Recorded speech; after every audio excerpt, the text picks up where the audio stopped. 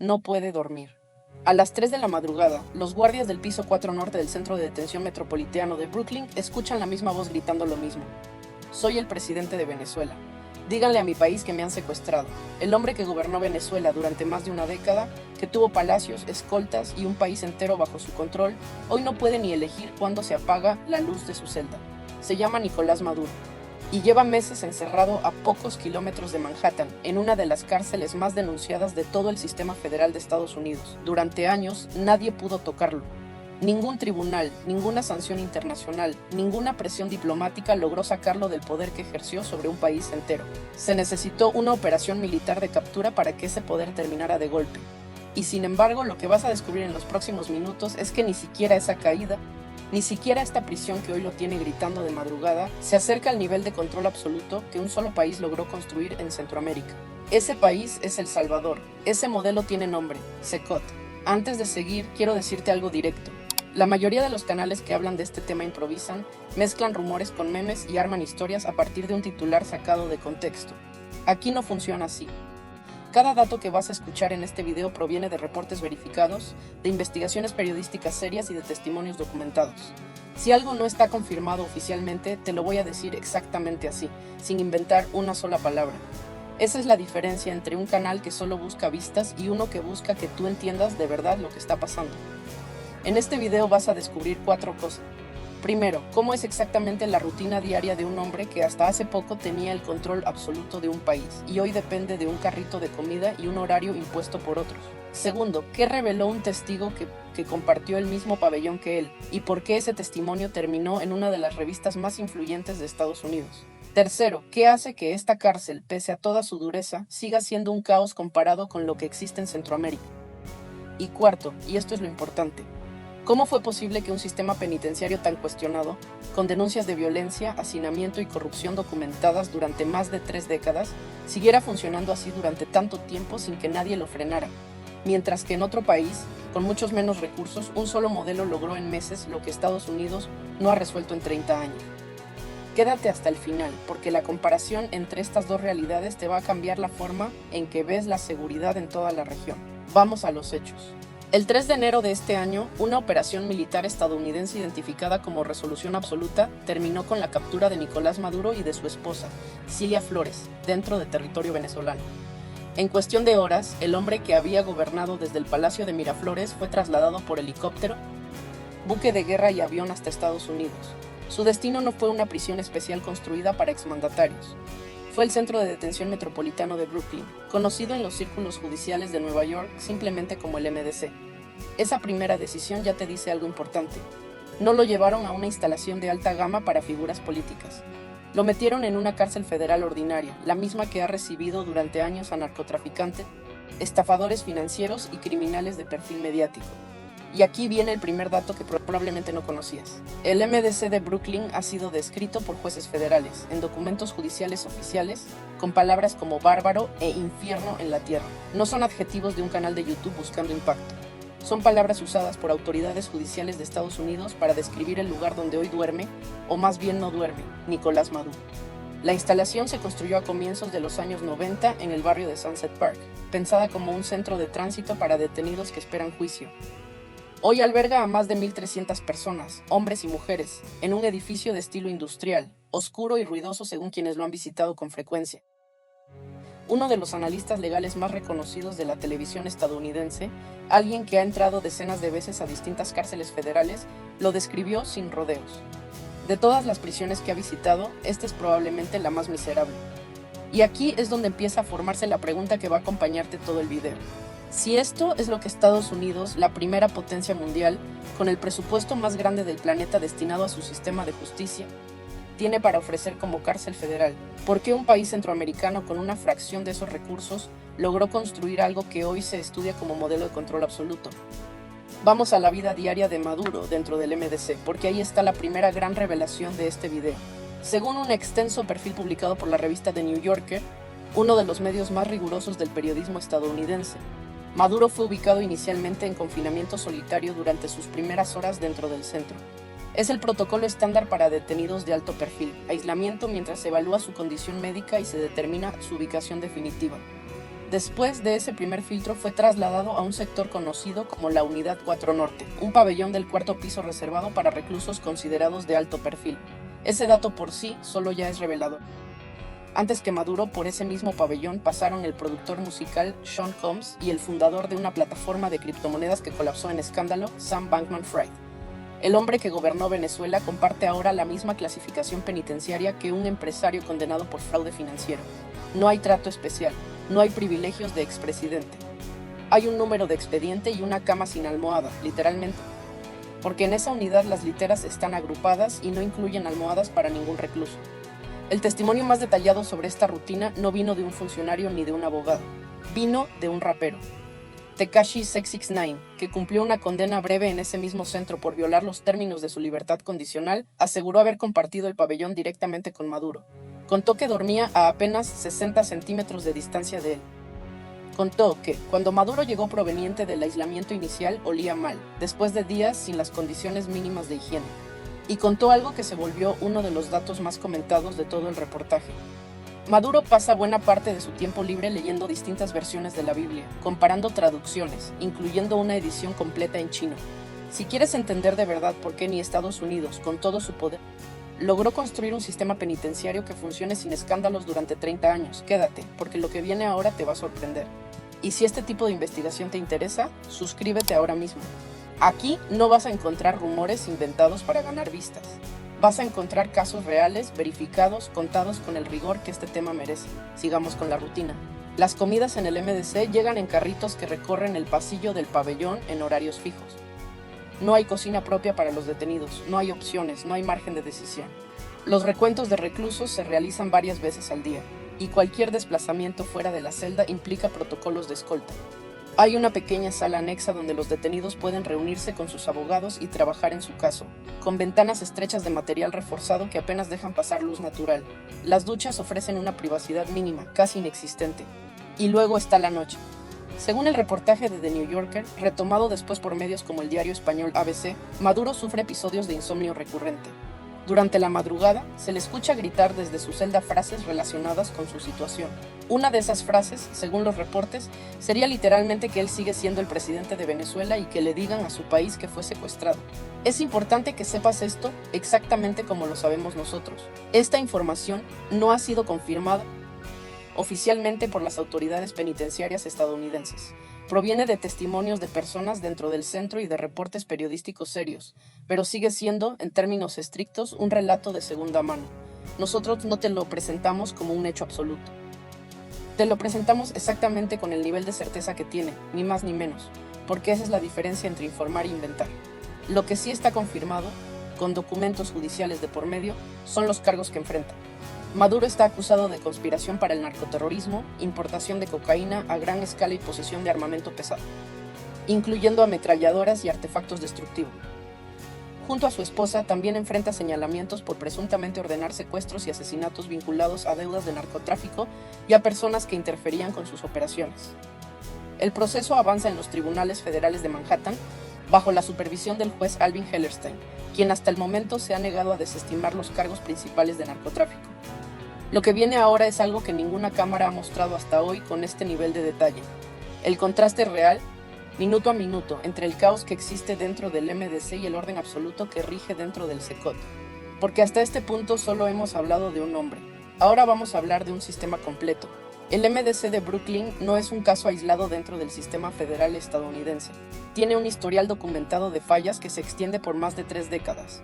En enero de 2019, un incendio eléctrico provocó un apagón que duró una semana completa, dejando a los internos sin luz ni calefacción durante uno de los inviernos más fríos registrados en la ciudad, con temperaturas que llegaron a los 2 grados bajo cero Fahrenheit. Un reporte de la Asociación Nacional de Juezas de 2016 calificó las condiciones del centro como inconcebibles, señalando que violaban tanto los estándares de la Asociación de Abogados de Estados Unidos como las reglas mínimas de la Organización de las Naciones Unidas para el tratamiento de reclusos. Y aquí está uno de los datos más contundentes de todo este video. En 2024, un juez federal de Manhattan llegó a declarar que se había vuelto rutinario para los jueces de esa jurisdicción reducir las condenas de los acusados únicamente por las condiciones de reclusión dentro del MDC. Léelo bien. Jueces federales estadounidenses reduciendo penas porque consideran que estar detenido ahí ya es, de por sí, un castigo desproporcionado. Ese mismo año, otro juez rechazó enviar a un condenado de 75 años al centro, citando directamente trato inhumano, y decidió sustituir la prisión por arresto domiciliario. Se han documentado además motines internos, contrabando de armas y una escasez crónica de personal que, según abogados que representan a detenidos actuales, sigue sin resolverse pese a que la Oficina Federal de Prisiones anunció en 2024 la creación de un equipo de acción urgente para atender el problema. Es decir, el propio gobierno de Estados Unidos reconoció oficialmente por escrito que su cárcel federal en Nueva York necesitaba una intervención de emergencia. Y aún con esa intervención, abogados y organizaciones de derechos civiles siguen afirmando que la realidad dentro del centro no ha cambiado de fondo, porque el problema de personal insuficiente sigue sin resolverse de forma consistente.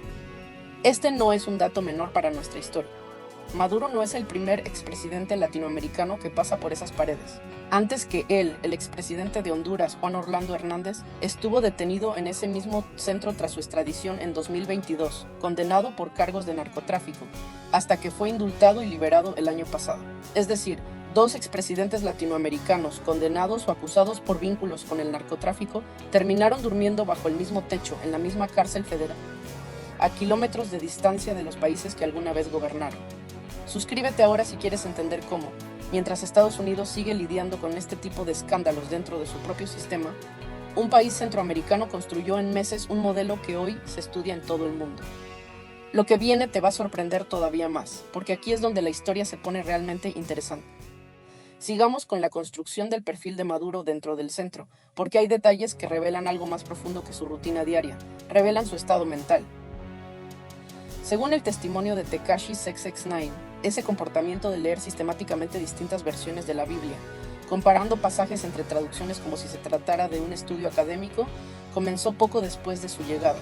El rapero contó que, justo antes de terminar su propia condena y salir en libertad, Maduro seguía leyendo una edición en chino, comparándola con otras versiones. Hay otro detalle que circuló ampliamente y que conecta directamente con el estado psicológico de un hombre acostumbrado durante años a controlarlo todo. Según fuentes citadas en el reportaje, el insomnio de Maduro no habría comenzado dentro del MDC, sino antes, en los días previos a su captura, cuando ya cambiaba frecuentemente el lugar donde dormía dentro de Venezuela, anticipando un posible ataque. Es decir, el hombre que hoy grita de madrugada en una celda de Brooklyn ya vivía, según estos reportes, bajo un estado de alerta permanente antes de perder el poder. La diferencia es que ahora ya no tiene margen para cambiar de habitación. Solo tiene una celda, una litera sin almohada y una puerta que no controla él. Cuando 669 salió del centro en abril, se llevó consigo un objeto que resume, mejor que cualquier estadística, el nivel de reducción de poder que representa este caso. Una figura de Bob Esponja hecha a mano por otro recluso, doblando alrededor de 600 trozos de papel durante 2 semanas, con una firma que, según el rapero, pertenece al propio Maduro. El hombre que alguna vez firmó decretos que afectaban a un país entero, hoy firma manualidades de papel dentro de un pabellón carcelario. Ahora sí, vamos al corazón de este video, porque hasta aquí has visto el retrato de un hombre encerrado en un sistema que, pese a toda su dureza, sigue lleno de fallas documentadas oficialmente.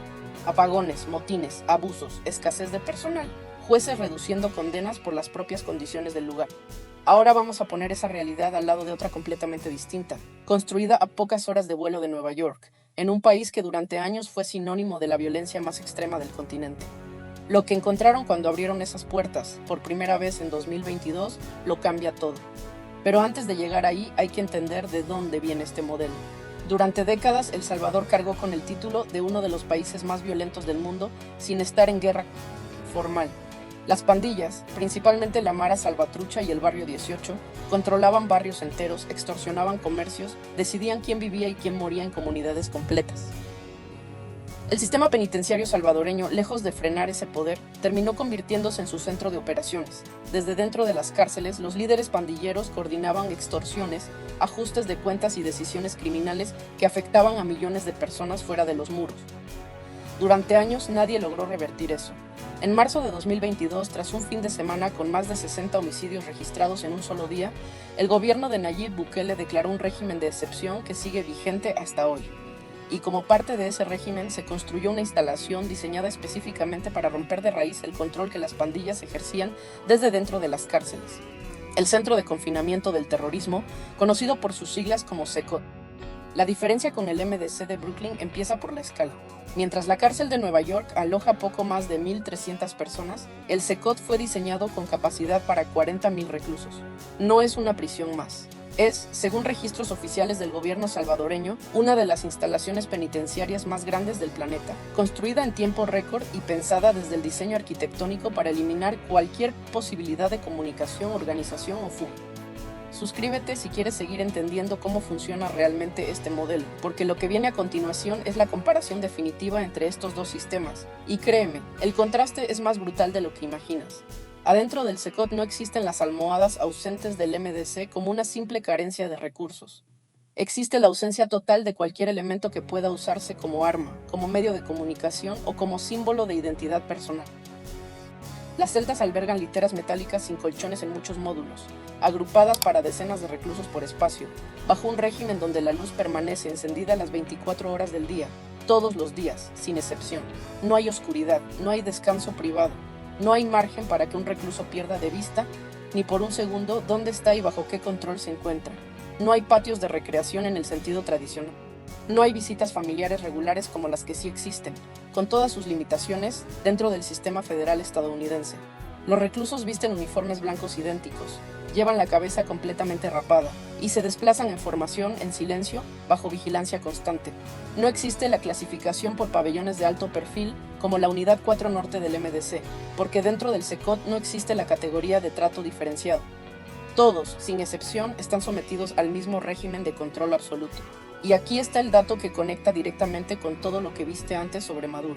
Mientras que dentro del MDC un recluso puede gritar de madrugada durante meses, sin que eso altere de forma visible el funcionamiento del centro. Dentro del CECOT ese tipo de comportamiento simplemente no tiene espacio para desarrollarse de la misma manera, porque el diseño completo del sistema, desde la arquitectura hasta la rutina impuesta minuto a minuto, está pensado para que ningún recluso, sin importar quién fue afuera, recupere ni un gramo del control que alguna vez tuvo. Ese es, en el fondo, el verdadero contraste de esta historia. No se trata solamente de comparar qué cárcel es más incómoda o más dura en apariencia. Se trata de comparar dos filosofías completamente distintas de seguridad penitenciaria. Un sistema, el estadounidense, que arrastra desde hace más de 30 años denuncias de abuso, corrupción interna, escasez de personal y fallas estructurales que ni siquiera un país con el presupuesto más grande del mundo ha logrado resolver del todo. Y otro sistema, construido en apenas unos años, diseñado desde cero con un único objetivo: que el poder que un criminal tuvo afuera no exista bajo ninguna forma adentro. Ahora sí llegamos al momento donde esta historia deja de ser solo sobre Maduro y se convierte en algo que te afecta directamente a ti, sin importar en qué país estés viendo este video. Porque lo que pasó en El Salvador con el CECOT no es un caso aislado dentro de la región. Es la excepción dentro de un patrón que se repite con matices distintos en varios países de América Latina. En México, durante años, penales de máxima seguridad han enfrentado motines, fugas espectaculares y denuncias de que ciertos reclusos de alto perfil manejaban privilegios, teléfonos y hasta operaciones criminales desde dentro de sus celdas. En Colombia, cárceles con sobrepoblación que supera ampliamente su capacidad diseñada han sido escenario de masacres internas entre bandas rivales que el propio sistema no logró prevenir. En Honduras, el país de donde salió el expresidente que compartió cárcel en Nueva York con Maduro, las cárceles han sido durante años territorio controlado por las propias pandillas, con episodios de incendios provocados y matanzas masivas dentro de los penales que conmocionaron al mundo. Y en Argentina, el debate sobre hacinamiento carcelario, motines y la falta de control estatal dentro de los pabellones sigue siendo hasta hoy uno de los temas más discutidos en materia de seguridad pública. Aquí es donde surge la pregunta que probablemente ya te estás haciendo tú también. ¿Por qué Bukele sí pudo construir esto y ningún otro país de la región, ni siquiera Estados Unidos con todos sus recursos, ha logrado un nivel de control equivalente? Una respuesta parcial tiene que ver con la decisión política. Bukele apostó todo su capital político a un régimen de excepción que restringe derechos individuales a cambio de un control absoluto, una decisión que sigue generando debate internacional sobre derechos humanos, pero que en términos de resultados delictivos ha reducido de forma drástica los homicidios en el país, según cifras oficiales del gobierno salvadoreño. Otros países de la región, incluyendo Estados Unidos, operan bajo marcos legales distintos, con más garantías procesales, más supervisión judicial independiente y, en consecuencia, mucha más lentitud institucional para implementar cambios de esta magnitud dentro del sistema penitenciario. Lo que sí queda claro, comparando el caso de Maduro con el modelo salvadoreño, es que la construcción del SECOT no fue un capricho arquitectónico. Fue una respuesta directa a décadas de fracaso institucional que ningún otro país de la región, ni siquiera la primera potencia mundial, ha logrado replicar todavía con el mismo nivel de eficacia. Bukele estudió el problema del control carcelario desde su origen, el poder que los criminales mantenían desde dentro de las celdas, y construyó un sistema entero para eliminar esa posibilidad de raíz. Lo que ves hoy en el SECOT no es una improvisación.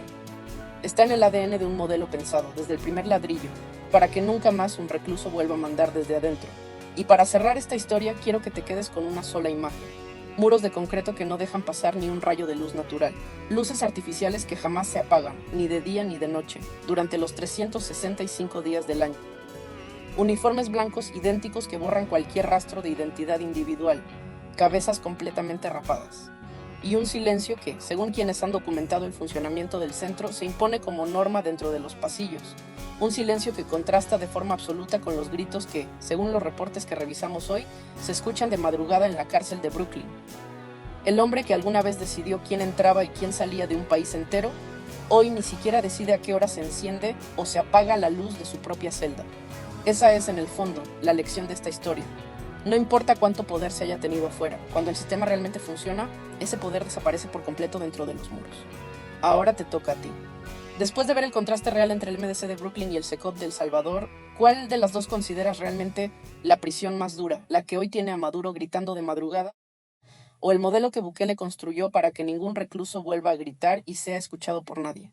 Déjalo abajo, en los comentarios, y cuéntame también si conoces algún otro caso de expresidentes o criminales de alto perfil detenidos en condiciones similares en tu país. Nos vemos en el próximo video.